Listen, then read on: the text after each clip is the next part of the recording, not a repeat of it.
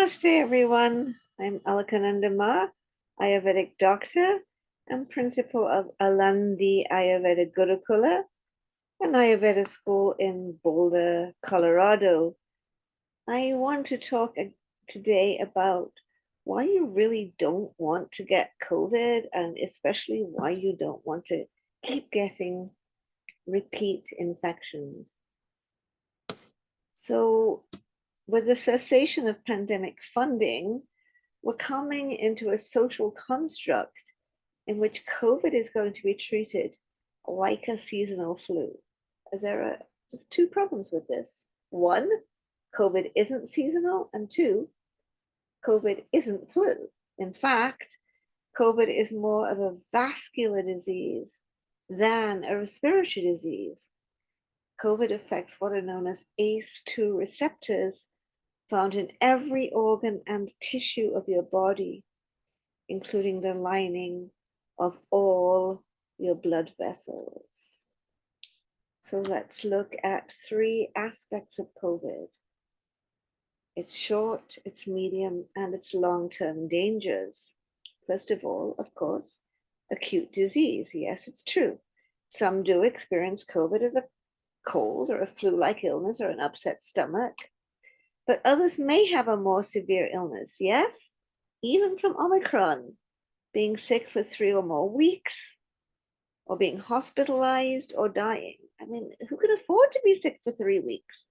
While vaccination reduces your chances of severe illness, hospitalization, or death, it doesn't eliminate it.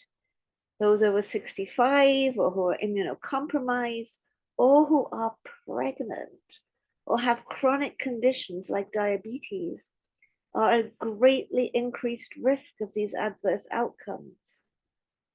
COVID was and still is the third leading cause of death in the US, as it has been since 2020 after all types of cancer combined.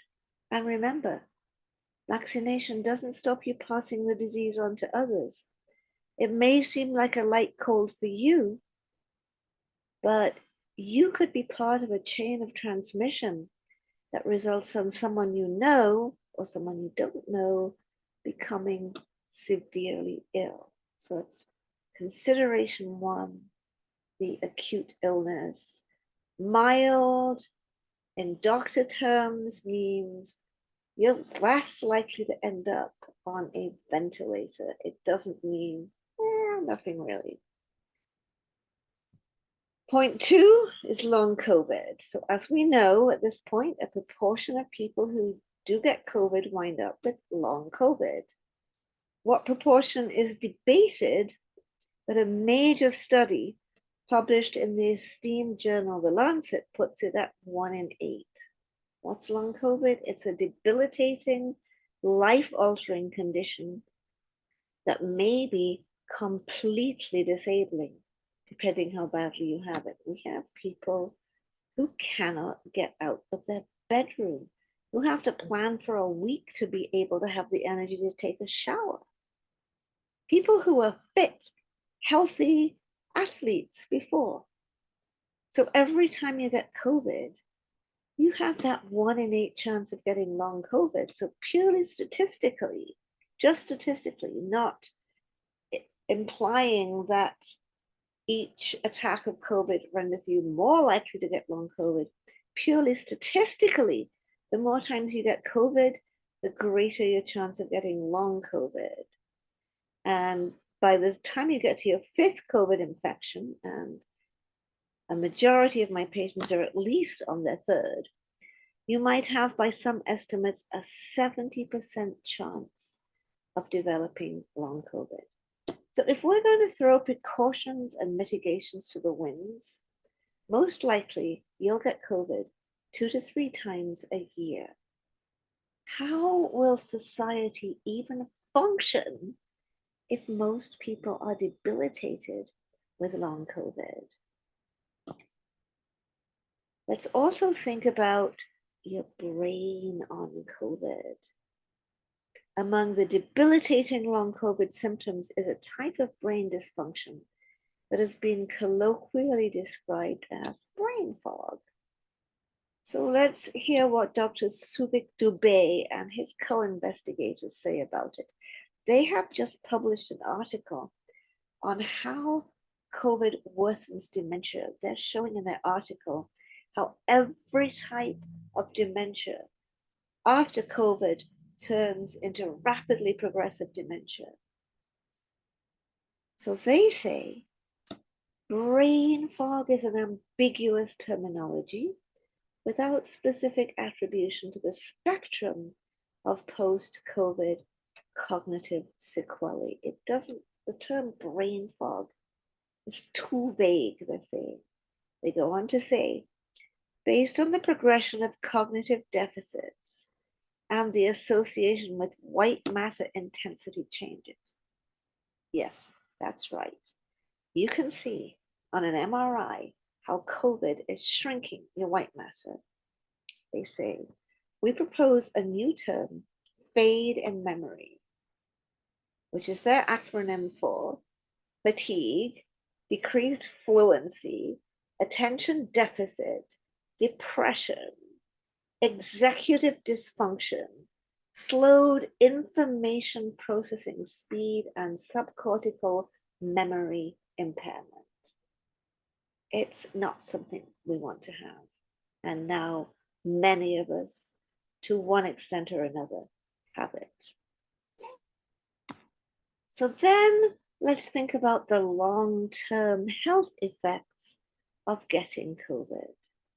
So to be clear, the long-term health effects of having COVID are a completely different subject from the debilitating impacts of long COVID. These sequelae, as they're called, are health impacts faced even by those who've had a light case of COVID and appear to have recovered completely. And these risks affect a wide range of organs and systems.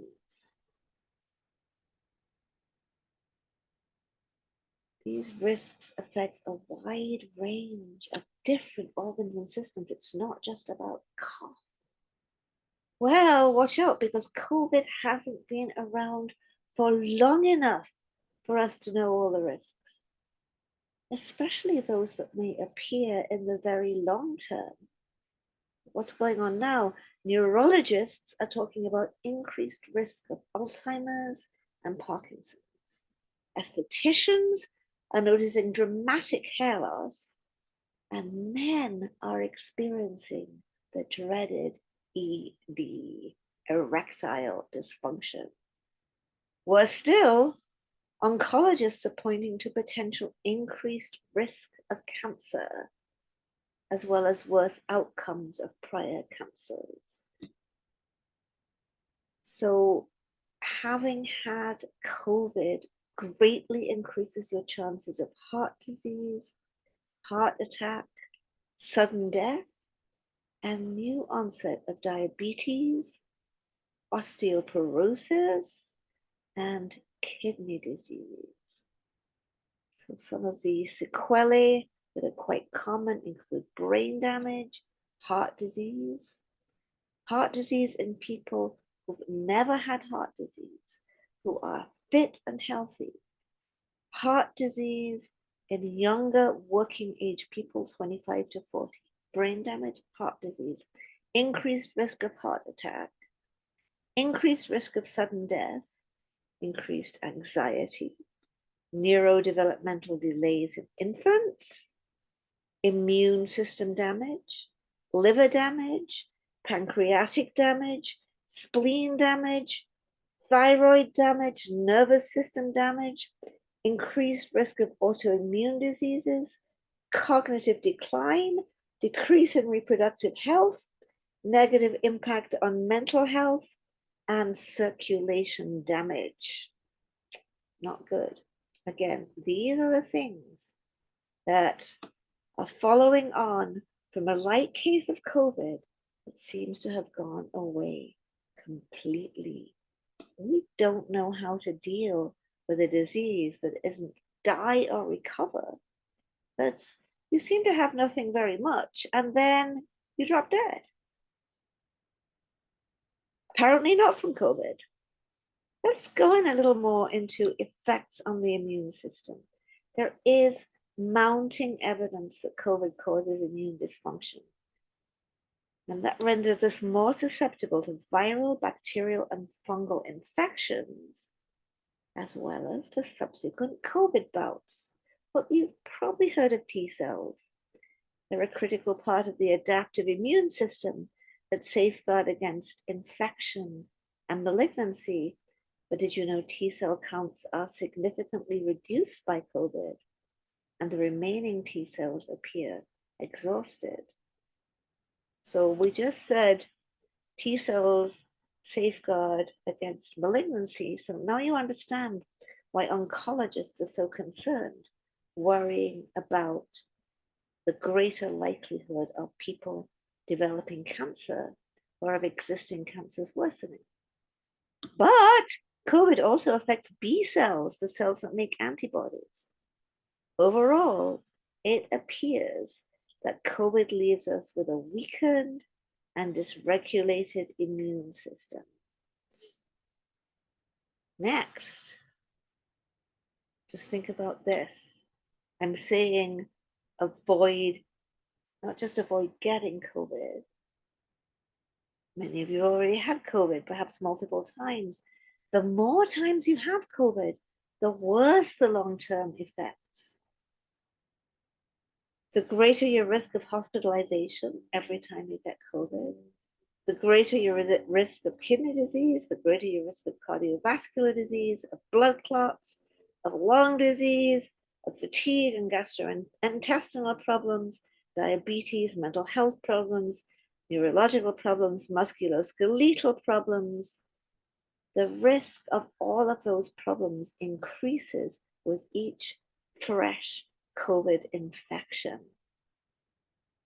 So that's why I say, if you've had COVID, do your best not to get it again.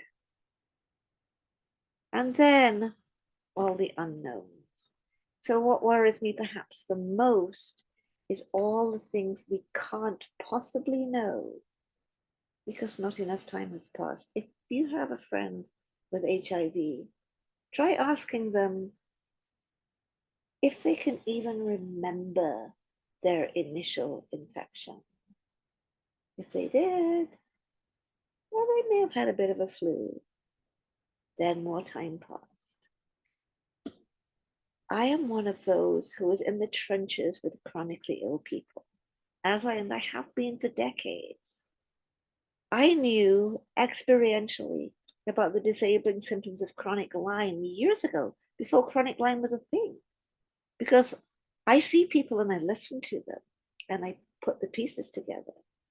Like many other doctors, I had guessed that there's a causal relationship between Epstein-Barr virus and MS because I saw how my patients progressed from one to the other. I saw it with my own eyes. So now I'm in the trenches with people who've had COVID and have COVID multiple times. And what I'm seeing today makes me concerned about the future. What will become of children infected multiple times with a virus known to cause brain dysfunction? So in our school right now, we're studying agadha tantra. We're studying toxicology, and we've been learning about the precautionary principle. The precautionary principle means instead of the burden of proof lies on proving that something is safe, not finally waiting to find out that it's unsafe. A pesticide has to be proved to be safe, not proved to be unsafe. That's the difference between the EU, which uses the precautionary principle, and the US, which doesn't. In terms of COVID, the precautionary principle guides us to protect people, and especially children, who hopefully have long to live, from a disease whose long-term effects remain unknown. So what can you do? I'm sure you never wanted to get COVID, and yet perhaps you've had it several times. We do have another handout with more details about how to protect yourself when you have children in school. But generally, wear a mask when you're in indoor spaces. Yes, still, masks are cool. Use HEPA air purifiers and meet your friends outside if you'll be eating or drinking. Persevere in your vigilance, even if it seems that you're the only one who still cares. Maybe you're like me. I'm actually very shy. I don't like to stand out. Being the one wearing an N95, I'm in a group of unmasked people. I was shy already, and that made it worse. But it's keeping me and others safe. And try to stay informed. There are layers and layers of manufactured consent to get you to accept the social construct that COVID is over. This is because if you follow the money, if you follow the dark money, Charles Koch and Alec and all those Koch organizations have been pushing and pushing COVID minimization, getting rid of the mitigations, funding COVID minimizing research, so that there's a lot that you'll see in mainstream media, on social media, a lot you'll hear from friends trying to get you to accept a social construct that COVID is over, even when you know your friends and relatives are getting sick all the time. Look, the virus has one mission: to replicate. It wants to make you its host, and it doesn't care about your beliefs about it. Let's keep a sense of humor, and above all, let's be kind, caring, and compassionate in not passing on or enabling this horrible illness. Okay, that's it for this week. We'll see you next week. Namaste.